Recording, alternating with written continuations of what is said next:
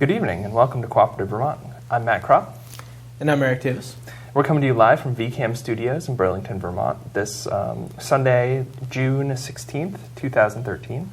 And we're going to be having I think, a really interesting show that's a little bit of a deviation from our normal focus. Normally we tend to have interviews with people who are kind of representing specific cooperatives. And today we're going to be stepping back and taking a little bit bigger or sort of wider view discussion of kind of what is cooperation, right. The psychology of it, and things like that with Tom Barefoot. So very much looking forward to that conversation. But first, the news. A big event was last Wednesday. It's a Web Skillet, a worker co-op in the Burlington area, really spearheaded a screening of shift change at the Roxy, and it really helped draw a really diverse crowd of worker co-ops, and really great showing. It was it's a movie kind of focused, sort of built around the experience of the Mondragon cooperatives in the Basque region of Spain. But it was sponsored by all the worker co-ops in the Burlington area. So there were a lot of folks who were coming who weren't the sort of usual crowd that you see at co-op events, but were, they make their living at a cooperative, so this was kind of a chance to really get an introduction to what that means beyond the experience at their own workplace. So there were folks from PT360, which does physical therapy. There were folks from Web Skillet and Data Systems, which are more computer-oriented. There were folks from Digger's Mirth, which is a collective farm of which we've had a representative on the show in the past. So really sort of people coming from all sorts of different places together to sort of watch this film, and then had a discussion afterwards about what it means to be a worker co-op, and also kind of about how they can cooperate more.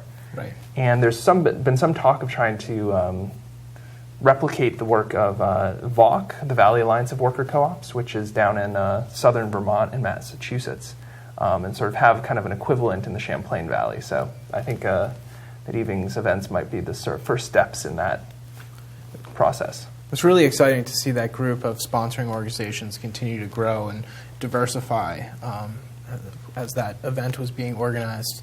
And it sort of reminded me, I drew comparisons to what we're trying to do with the happy hour, and making a space for conversations to happen that might not normally occur. And it was really great seeing that all those worker co-ops come together. Yeah, so if you're out there and interested in the worker co-op model, definitely keep your eyes out, because I think there's going to be more events coming up soon. And also that day we had a presentation at the Ecological Economics conference that happened at UVM. Do you want to talk a little bit about that? Sure. The theme of the conference was building local, scaling global. So really focusing on solutions to more to sustainable economic growth and equitable economic growth, really.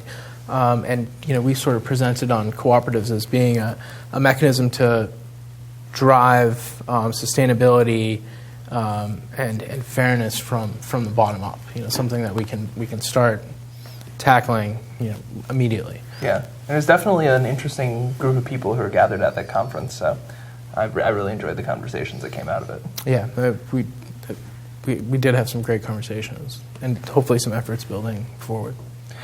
So another thing, actually two items here in Burlington, some good local co-op news. City Market, first of all, and we've got a photo of this, has posted the 7 cooperative principles prominently on the wall right behind one of the registers. You can see it up there. These are the sort of principles that kind of underlie the values that underlie the operation of all cooperatives, no matter the sector. So it's really cool to see them putting those values kind of not just in the bylaws or not just on the website, but really front and center. When you check out, you see the cooperative principles. And another thing that's just kind of an interesting way of engaging the membership and building community is they have an art contest that they now kind of have requests for proposals.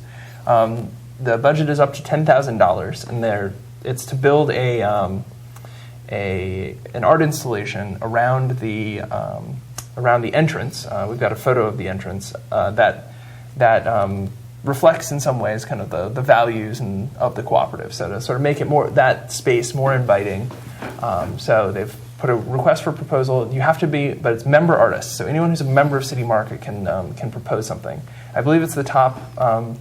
There was a volunteer committee that will pick between the top 3 and 7 proposals, and each proposing artist who's accepted into that second round will get $200 to create a fuller, like a more full proposal, and then that will be narrowed down and it will be decided what installation will happen.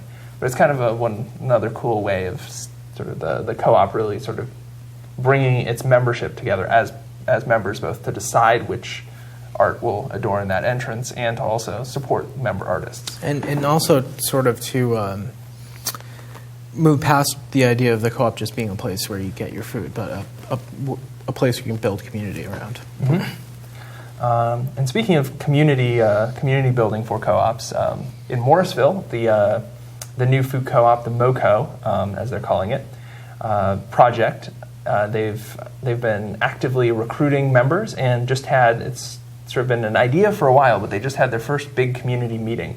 It seemed to be pretty well attended. They sent out a photograph of that meeting. And as we can see here, they're gathered in the local school, had reportedly a really good discussion. And I think especially now that we're seeing the co-op in Barry, the Granite City Grocery having really good momentum, I think Morrisville is now on the map really too as another project to be watching where they go. So we'll be bringing continued coverage of that. And I think they've passed 100 pledged member owners as well. Mm-hmm. I saw on the Facebook. So, right. So that's a big milestone. Yes, still ways to go, but that's nothing to sneeze at either. Okay, and then two other items. First of all is the "Don't Tax My Credit Union" campaign. Do you want to talk a little bit about that? Sure. It's a campaign that CUNA, the Credit Union National Association, is organizing around the idea that credit unions may be taxed in the future. It's something that banks have been pushing for a while, but it's starting to be considered more widely as the issue of tax reform comes up. And I think CUNA is looking at it as an opportunity to engage these 96 million member owners. And we have Joe Bergeron speaking about that. Yep. So we've got a short video of Joe Bergeron, who's the head of the Association of Vermont Credit Unions, giving a little call to action on the topic. So we'll watch that and we'll come back have a little more discussion before we get into our interview with Tom Barefoot.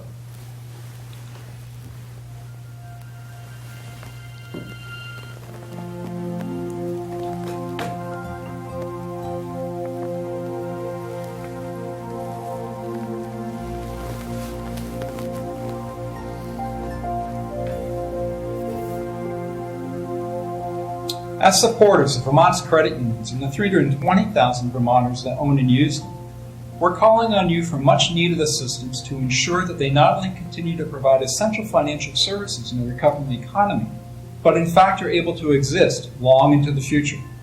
As you're no doubt aware, the exemption from federal forms of taxation that's at the heart of credit unions as cooperatives is in jeopardy as Congress seeks tax law reform in pursuit of new revenues.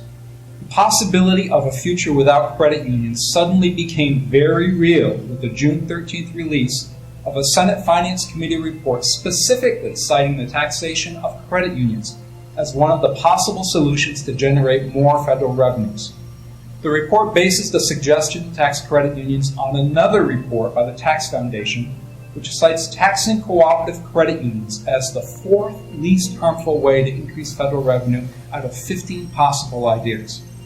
Now, taxing credit unions may be among the least harmful solutions in the eyes of some think tank, but it's going to be very harmful to more than 1/2 of Vermonters who are credit union members, along with 96 million more members nationwide.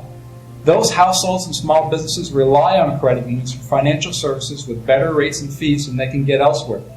In some cases, like small businesses and low-income households, they often don't have other options. Senators, congressmen, for every $1 in new taxes on credit unions, $10 in member benefits would be wiped away. That equals up to $10 billion a year, taken out of the pockets of 96 million credit union owner members.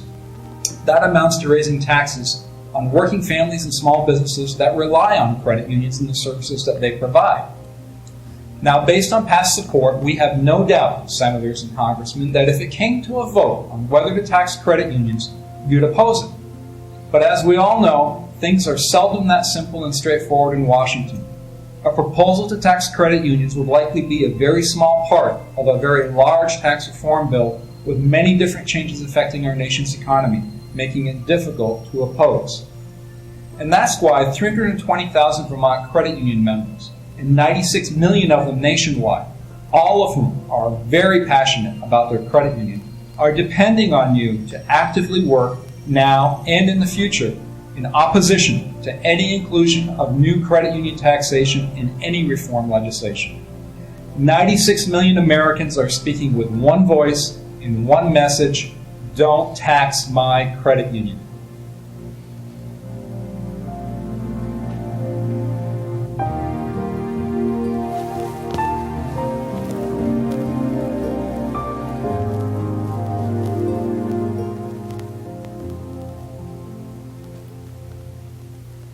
So again, that was Joe Bergeron of the Association of Vermont Credit Unions, sort of making the pitch. And from what I've noticed in terms of reliability on at least credit union issues in relation to cooperatives, Patrick Leahy and Bernie Sanders have been fairly reliable. The sort of weak link of the three has been Peter Welch. So if you're out there watching and want to support this campaign, he would be the one who really needs the letters and contacts.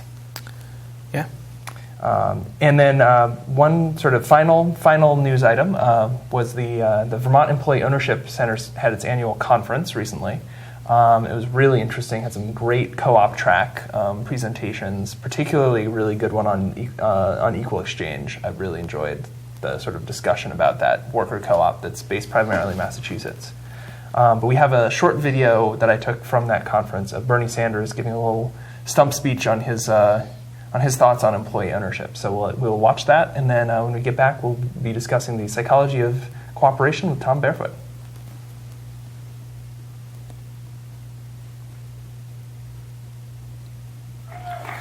Thank you, Michael. I'm going to be very brief and let you get back to your lunch. My message is that the work you do and the vision that you have is extremely radical, extremely important, and it's something that we have got to continue to push. When we talk about democracy, it means more, in my view, and I think in your view, than people just having the right to vote once every 4 years or once every 2 years, or maybe make a phone call without the government knowing who they're calling.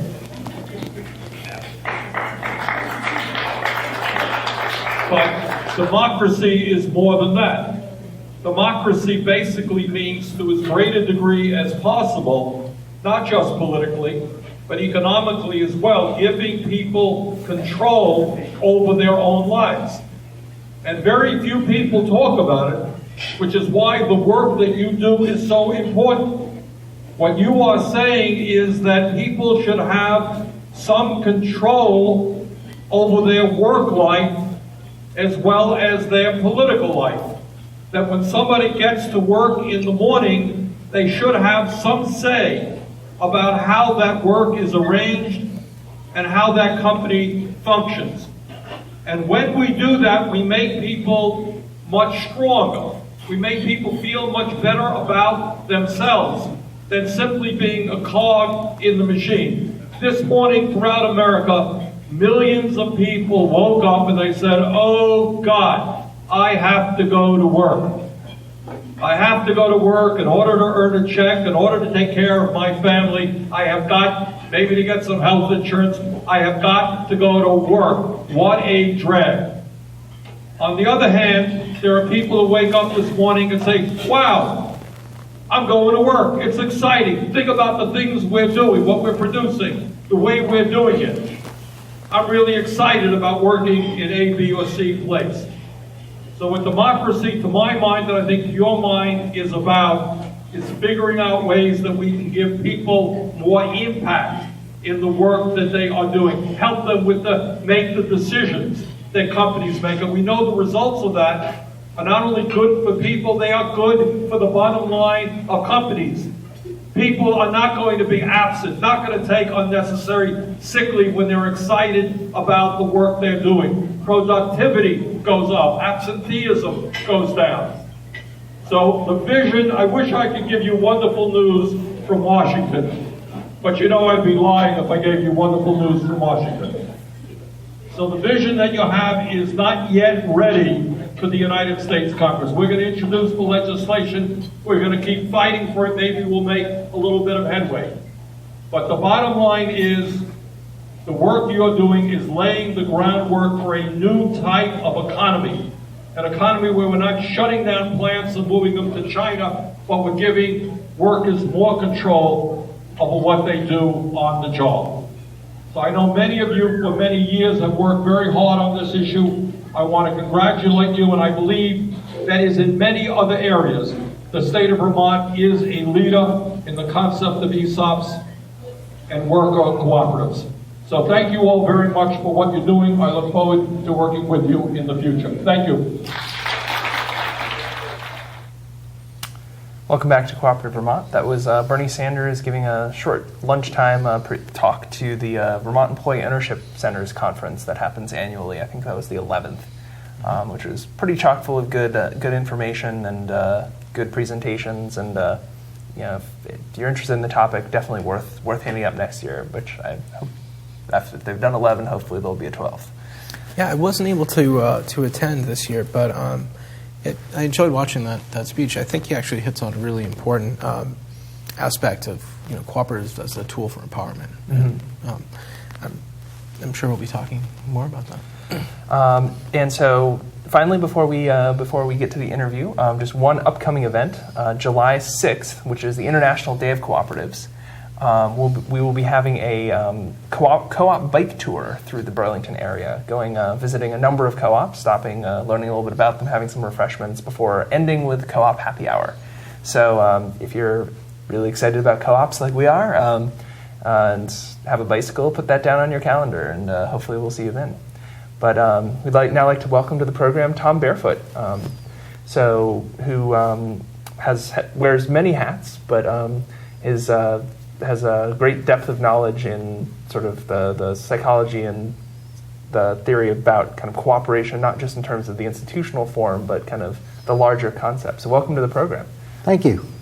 Do you want to give us a little bit of kind of your background, sort of what brought you to this interest in the psychology of cooperation? Well, I've been interested in cooperatives for more than 40 years and a member of a local cooperative in the early 70s. And in the last 10 or 15 years, there's been a lot of new psychology, some of it called positive psychology, which has been enabling us to learn things about how the mind works with things like cooperation. For example, behind cooperation, we find altruism and we find empathy. So I've simply been researching that and finding out what is going on in the mind of a cooperator as opposed to the mind of someone that's willing to take advantage of others and act for their own advantage rather than for the advantage of a group of people. Mm-hmm. So what kind of what sort of roles have you had that's kind of developed your appreciation for this topic? Well, I've been involved in a lot of sort of student organizations over the years. In the very beginning, of trying to look at what's the role of a citizen in a new world, sort of taking the view that not that the future's coming someday, but rather that we've got a vision now of what we would like the future to look like. So how do we live differently so that that future takes place? Mm-hmm. What I've been doing most recently is working with an organization called Gross National Happiness USA, and that's about learning to measure the components of happiness, whether that's time, balance, which relates to time spent at work or time spent with relatives or family or in the environment or things like that, or other sources of happiness, such as volunteering in a cause greater than oneself, which is one of the best ways to increase your happiness, by the way. So as we start to learn what this citizen of the new world should look like, cooperation really comes up. I mean, we've made a mess of the planet by not cooperating, and you can see the difference between societies with a higher degree of cooperation. For example, in Spain with the Mondragons and in Italy with the cooperative movements there, they've been much more resilient in dealing with layoffs and things like that, and sharing the load to keep people employed by people working together than, say, in this country where it's just every worker for themselves sort of thing.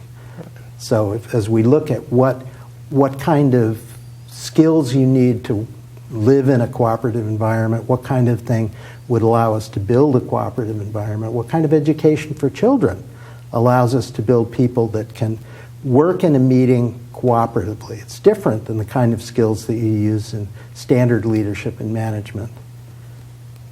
So, so when we're talking about this, I feel like a big part of the kind of dominant way of being in our current society is to think of competition as the sort of primary, driver of progress, mm-hmm. and kind of the way that the way of relating. How do you see the foundations of saying, okay, cooperation or competition or both, or like, what do you see the relationship mm-hmm. between those two concepts as? To some extent, I see the competition model as being sort of the dominant myth of our age, and it goes all the way back to the images that children have and the idea of king of the mountain and the games that children play and how we socialize people to think that what you should be doing is cooperating, and that old myth of the marketplace that somehow if everybody is looking out for themselves, that not only will each individual get the best outcome, but the society as a whole will get the best outcome. It's sort of a version of the law of the jungle. And the idea is that that's the myth that almost everyone in the West, in the more capitalist countries, grows up with. It's not true in other places. I know that from an experience I had years ago where a group of Americans, and mostly Americans, 30 plus of us, and people from Europe were living in a house. And we had these endless meetings with the Americans each week to figure out who was going to clean the toilet and who was going to go shopping, and it never worked, and there was endless bickering. Most of the Americans left, and we were left with some Europeans, most 8 Italians and a few Germans and so forth. There were no meetings, and everything got done. And finally, one day, one of the Italians came up to me and said, you Americans don't know how to live like a family. And it was like a slap on the side of the face. I just had never thought of it that way. But we don't know how to live well like a family and just do the things that need to be done. But that sort of opened my eyes to thinking about, are there more cooperative ways? How can we live like a family? How can we, instead of just looking at our little family, how can we look at our bigger family and start to take care of the other people and the animals and the plants and the ecosystem and look at it all as family? We're all on Spaceship Earth, and there's no place else we can go. So we're all passengers on the same conveyance, and we don't have a dashboard for that, by the way, so we can't steer it very well. At the moment. At the moment, yeah. So that leads into we mentioned the economy and workers sort of being at the mercy of the economy at the moment, and that sort of brings up the potential for cooperatives to sort of turn that around a little bit. So the institution of cooperatives sort of giving people a little more stake in what's going on. And I'm reckoning back to the shift change screening where they were talking about some folks at Mondragon, and they said they're all taking 80% pay at the moment because cooperatives work in the economy too. They're subject to economic forces, but everyone was willing to sort of sacrifice a little bit. So it's possible, it seems that cooperatives might be able to sort of deal with those fluctuations better. What are your thoughts on that? Yeah, I think the evidence is showing us that cooperatives are a very, very resilient form of organization. that because every person is a stakeholder, is literally an owner, they have a stake in how things go. And they also have a say in how things go. So they can choose to take 80% of their pay so that everybody can stay employed rather than letting some people get thrown off the ship. And I think that they also can look and seize opportunities that fit in a changed economy. And they're not constrained by having to grow to pay back creditors or pay back loans that finance them, because the financing is often equity from the employees themselves that forms the basis of the enterprise going forward. And without that growth imperative that's built into standard business models, you're able to find a comfortable state that may be growing at a certain rate, or it may find a steady state where it meets the needs of the consumers that it serves, as well as the people that are employed there, or production there, or in a rural agricultural cooperative.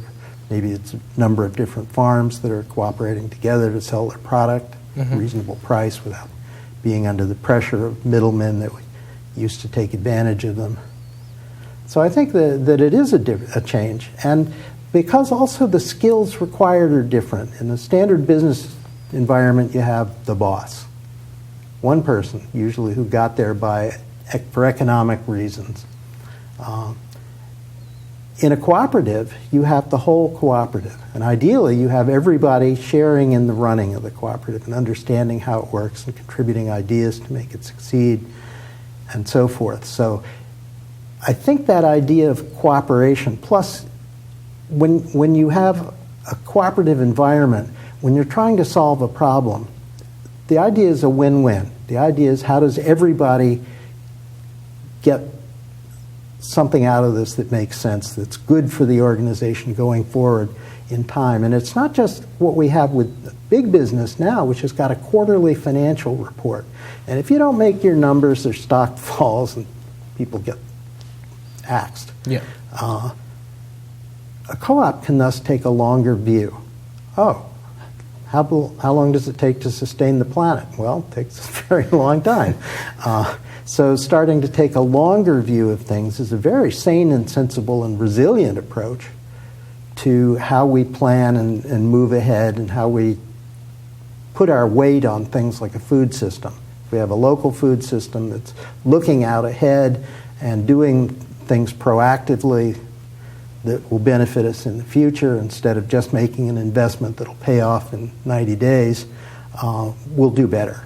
So I think there are lots of things like that, as well as it's also personally more satisfying for the owner member to have that sense of ownership and contribution, and it actually makes a real difference. We've talked about the 1% and the 99%.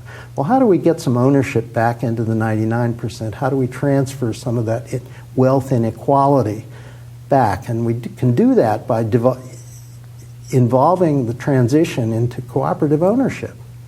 These owners actually own those businesses. And so they have a share of that value that's a part of the total economy. So I think there are a lot of really good reasons, socially and psychologically, for cooperatives. Do you want to sort of, getting into the sort of psychology a little bit, do you want to kind of, we talk a lot on the show about kind of cooperatives as institutions that have, these sets of principles, like what we saw in the Walled City Market, and right. Rules and traditions and this kind of like history. But do you want to talk a little bit about kind of the things that you see as kind of underlying the cooperative model, kind of below that institutional crust, so to speak, in terms of the sort of...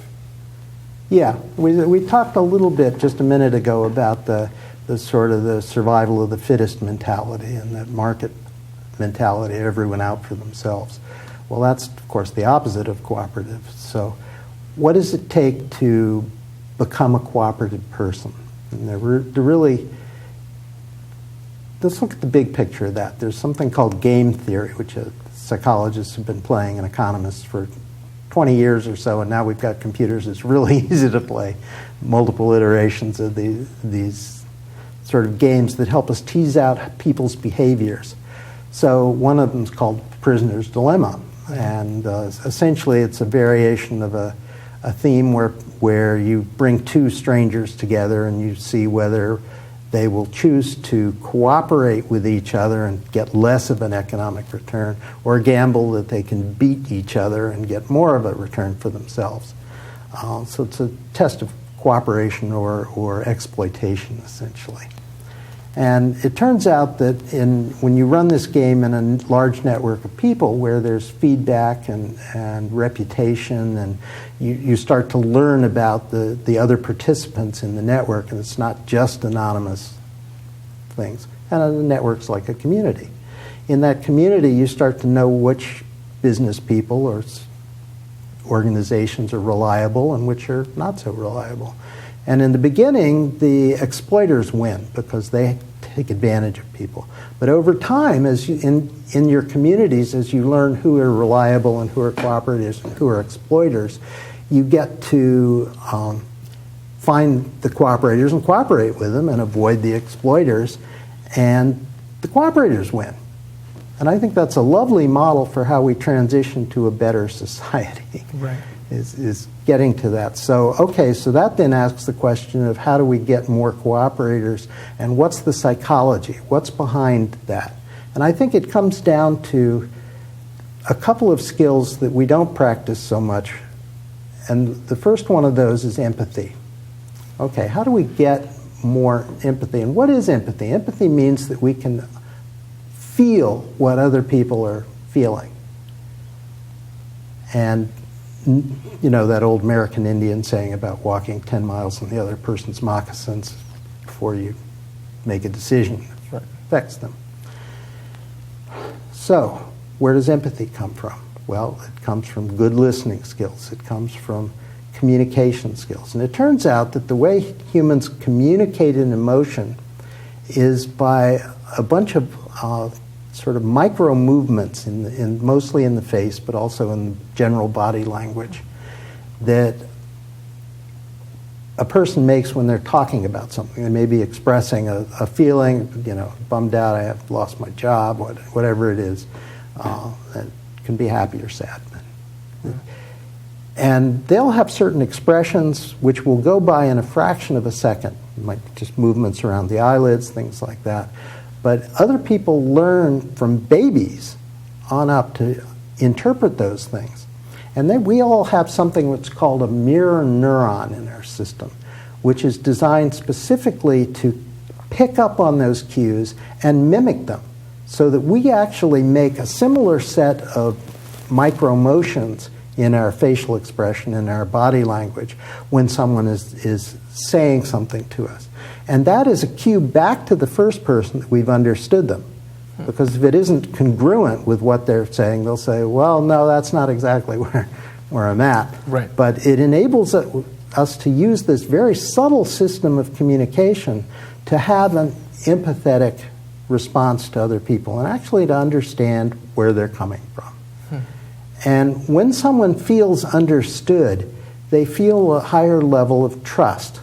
You build trust in that community, in that co-op board, in that management group, whatever it is. And that's one of the things that makes a co-op different than a regular business organization, is that level of empathy and trust in the other members. It's kind of like a rock climbing team. Everybody's connected to the same rope, and everybody's dependent on everybody else doing their role.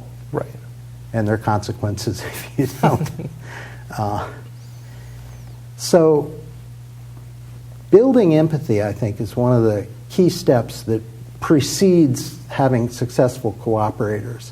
And once there's empathy, then you can build trust, and that trust enables people to say, well, heck, why don't we try this together and see if we can make a go of it together, rather than everybody just fighting for their own little corner and so forth.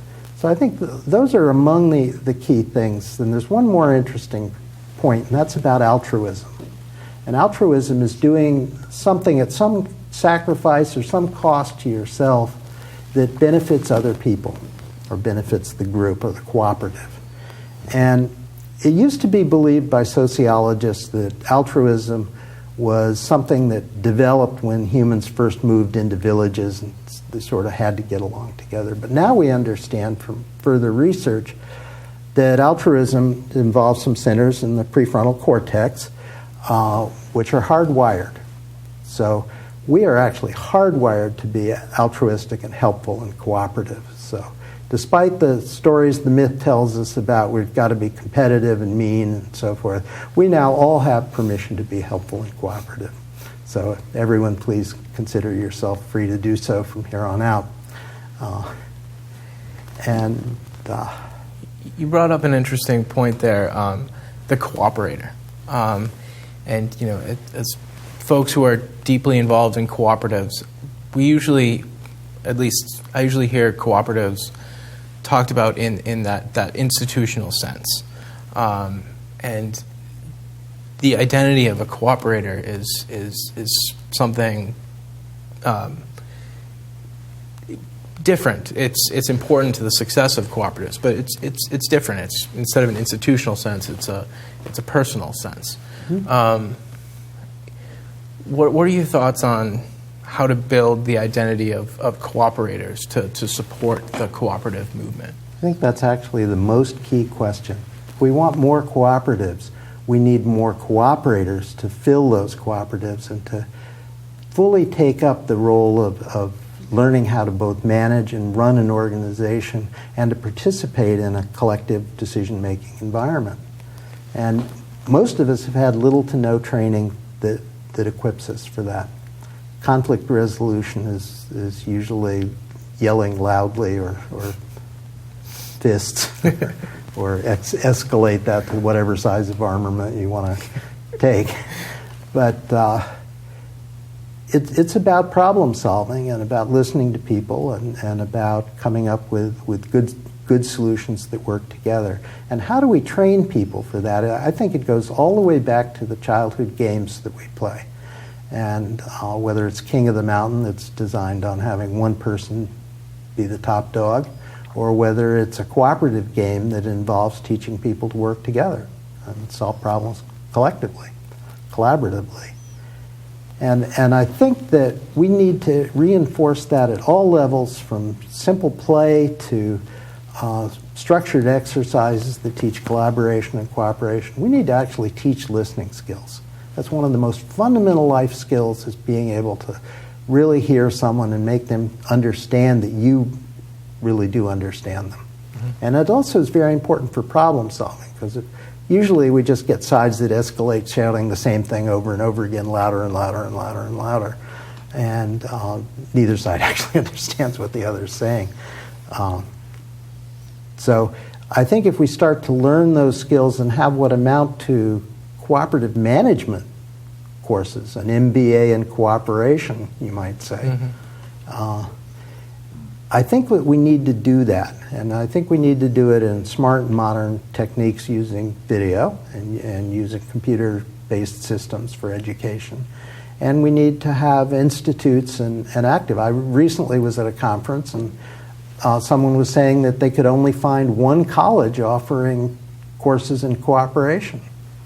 And I was shocked at that, because I know there are various institutes and training things that are specific to different groups of cooperative organizations. The NASCOOP runs a program every November in Ann Arbor. It's great. People come from all over the country for training for that. It's great training.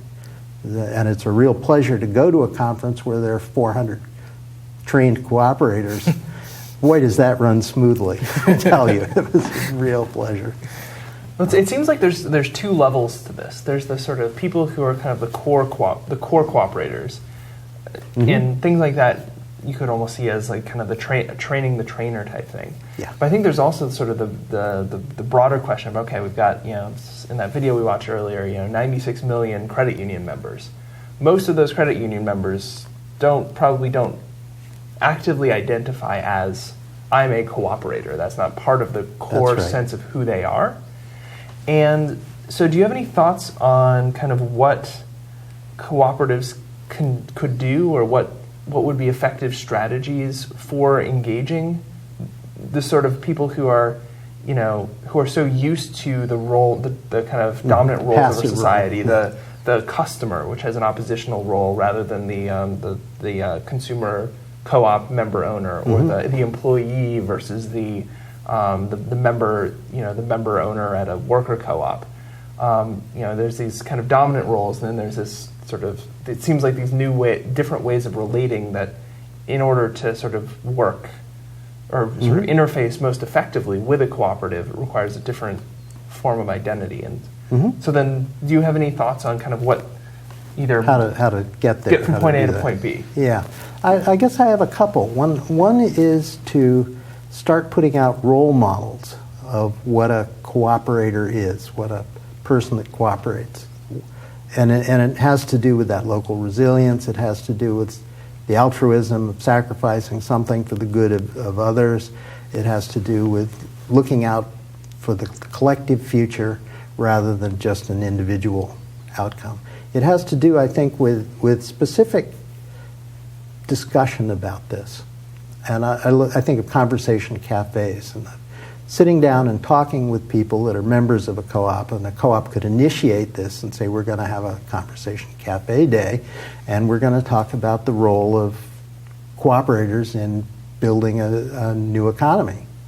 And get people to talk about this and express their values, because that needs to be heard, and to build some understanding and some shared understanding of what the values of the cooperative movement have become, and how those might relate to something you're trying to do, whether it's in a food co-op or an agricultural co-op or whatever. And the third one is, I think, related to specific training for people who are moving into management roles in cooperatives. One of the things that we see in the failure of cooperatives is people that don't learn that management piece but yet are expected to manage. What happens is they tend to back off, and the business manager or the treasurer or some charismatic person ends up taking a leadership role, and instead of having coordinated cooperation where everybody's equal and working together, you have subordinated cooperation where there's some individual or group that's actually running most of it, and the rest of the democracy is not really functioning anymore. So I think we need to train people to come into co-ops and learn how to be good cooperators. And that will provide us kind of the raw material from which to build more cooperatives.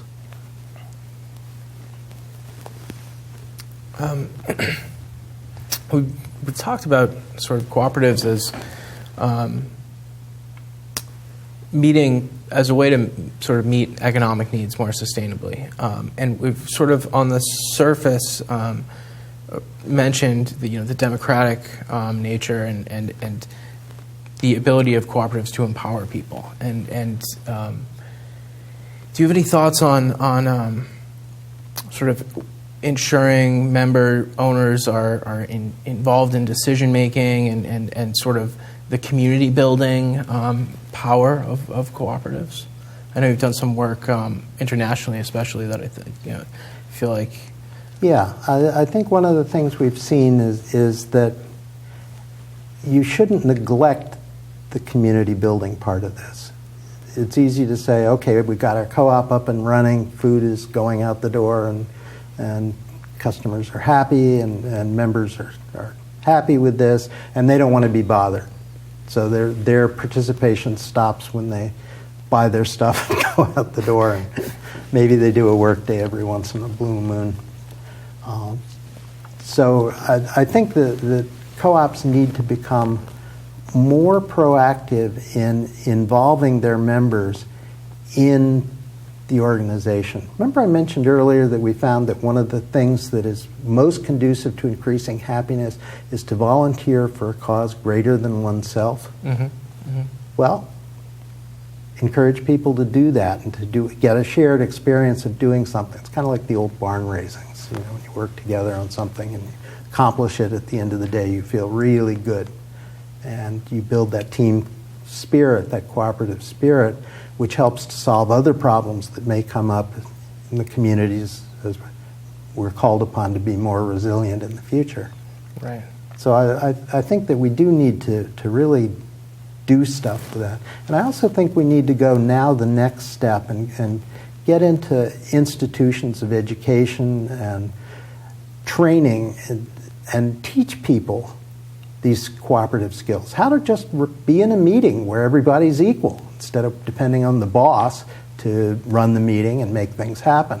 If everybody's got to kick in their share, they need to know how to do that. They need to know how to listen, how to ask questions effectively, how to help the group guide itself to a collective decision that everybody's happy with. And that's a different skill set than you typically find in a business. And you need to know how to read a balance sheet and understand whether the business, the economic enterprise that the co-op is doing is succeeding or not. Mm-hmm. You know, one thing that comes to mind is, again, sort of thinking back to those 7 co-op principles on the Wall of City Market. Mm-hmm. You know, those principles are both powerful but also very open to interpretation. So it's the sort of thing where one of the principles is you know, supporting member education. And, you know, you can interpret that narrowly, like some credit unions do, to say, okay, maybe once in a while we'll have a, you know, home buying seminar, and that's member education. But, you know, what you're suggesting is this idea of really expanding the implementation of that principle, and saying that, you know, in order for potentially co-op to really be sort of actualizing its full potential, it needs to reach out and to members and kind of provide sort of the training on kind of how to be a cooperator. That's right. I think the more that we can involve people in the real running of their cooperatives, the more connection they will feel to their cooperative, and the better the cooperative will run. It's that kind of thing that's a synergy. It's the whole is greater than the sum of the parts, and we need to engage that synergy and the creativity of all of the members in solving the problems of today's world, and of doing it faster and faster. So having this like mental, or this kind of like ideal of, okay, you have a cooperative in which, you know, everyone is feeling equally empowered, everyone's kind of putting in their, you know, whatever is their contribution to the community, you know, all that's kind of fitting together well. What do you see as some of the barriers between kind of where we are now in terms of the cooperative movements and that kind of ideal of, like, what are the things that need to be confronted? Yeah, I think one of the most important things is the low profile that co-ops have in this country in particular. And a lot of that has to do with the sort of the deliberate ignoring of cooperative movement. And we saw just those credit union numbers you were throwing around, 93 million members out of 300 and some million Americans and so forth. That's a really substantial number.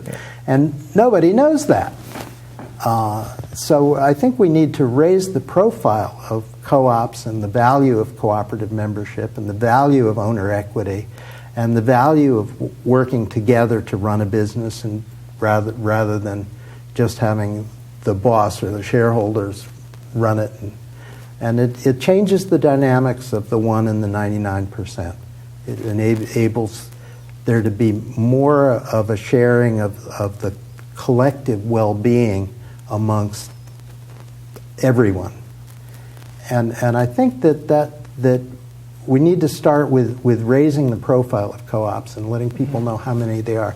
The U.S. federal government, and for that matter other countries, the UK for example, don't actually count the number of cooperatives that they have. There is no list in the government that lists all the cooperative enterprises that there are.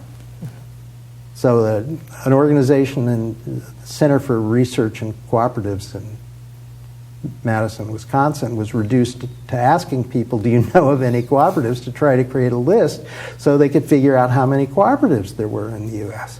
So that's the kind of stuff we need to start fixing. We need to start educating people about cooperatives. We need people to understand how pervasive they are and how many of them there are and how many of us do participate in them. That's a really interesting piece of research on just what's the extent of the cooperative sector. I think, you know, I know that's sort of happening on the grassroots level in several places, and I feel like access to information and the ease that there is to communicate, it's taken down a lot of barriers to get to that information. And also potentially in the member education piece. How do you feel about the role of technology in sort of nurturing the cooperative movement to sort of grow further? I think it's really important. I think the way that you educate people in the modern age is with video and with online training and webinars and tools that enable people to learn some of these skills easily and quickly, and also communicate them, and organizing efforts like starting new co-ops in Morrisville and in Barrie are certainly helped by using technology. So I think the more we can involve newer ways of organizing people, the better. And do you think there are kind of certain realms that, in your experience with interacting with existing co-ops, or certain realms of thought, or pieces of the puzzle that you feel like are consistently missed, that people should be kind of giving a second glance or even just a first glance? I think there are a lot of small businesses that are ripe for turning into cooperatives or employee-owned businesses. And I think that we need to facilitate that. We need to teach people how to do that. We need to teach lawyers how to do that so they can draw up the paperwork that's required to transition a business into a co-op structure. And I think that's an area that's ripe for further development. I think that as the baby boomer generation ages out of the businesses that maybe they've started and run, quite a number of them would be interested in a cooperative model as the way forward. And I think we need to help people think about that.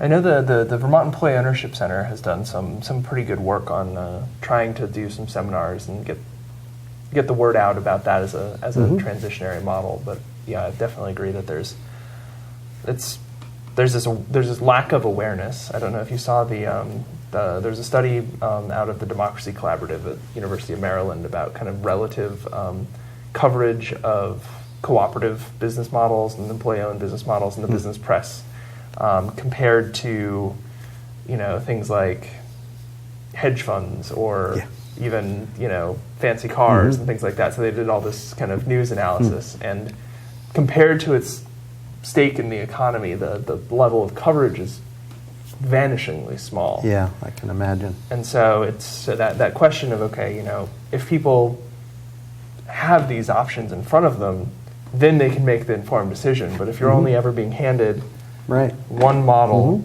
and one role, you've got the for-profit corporation, and you've got the role of customer, and you've got the role of employee, and you're not making a choice. Those are just kind of what you inherit. Right. The question of how you sort of bring these other options onto the menu and on potentially, eventually, somewhere coming close to equal footing is a pretty monumental task.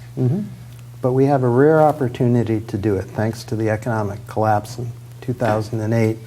What was unquestionable before, the structure of the economic system, is now questioned by almost everybody in every country around the world. The emperor was shown to have no clothes, and now we have an opportunity to say, why do we have an economy? What is an economy for anyway? Oh, good question. And the answer is not to make the 1% ever richer. I think it's to create an environment that's conducive for well-being and happy living for everyone, including the plants and the animals and the rest of the ecosystems. And I think we need to have some discussions about that and start thinking about that and introduce these other things and say, well, in Spain, there are a lot of cooperatives, and here's what their life looks like. Right. So we're sort of, drawing to a close here. I was wondering, as someone that's been involved in cooperatives and cooperation, it has a much richer experience set to draw on than myself and Matt. What are your perspectives from where cooperatives have been and where they are now, and where they might be going in the future? I think that it's interesting. Cooperatives have made many transitions over the years, serving different needs.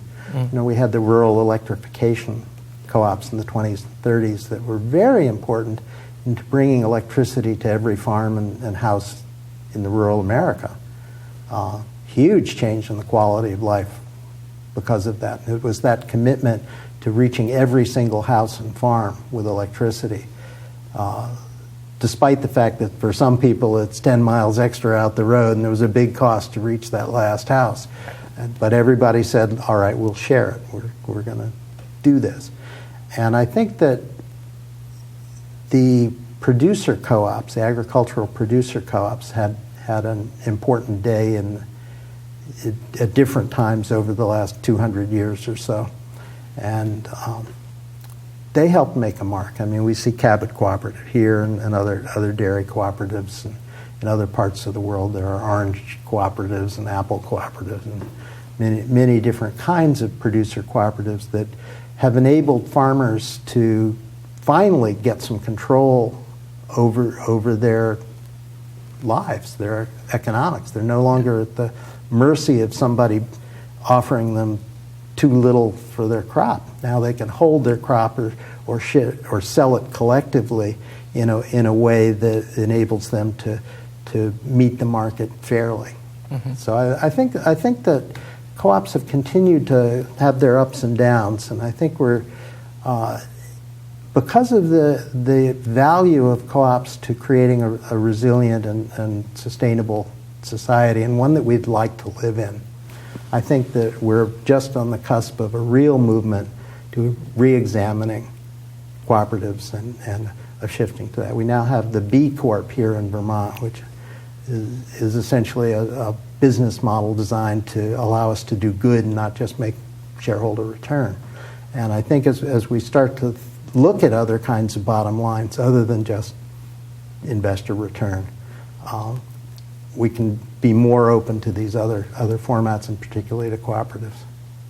And finally, do you have any, in terms of cooperators out there who'd like to kind of get a little bit more into this idea of the sort of that education piece or the underlying kind of psychology piece? Do you have any reading recommendations? Like any books that come to mind that you think it would be good for cooperators to familiarize themselves with? I think I'd suggest looking at the research on altruism and so forth. And you can just Google altruism research, something like that. And what I'll do is I'll send you an email with some suggested readings, and you can post that on your blog. Definitely. And maybe that would be a next step for people. Yep. So if you're watching this and want to see it, you can find us on Facebook, Cooperative Vermont.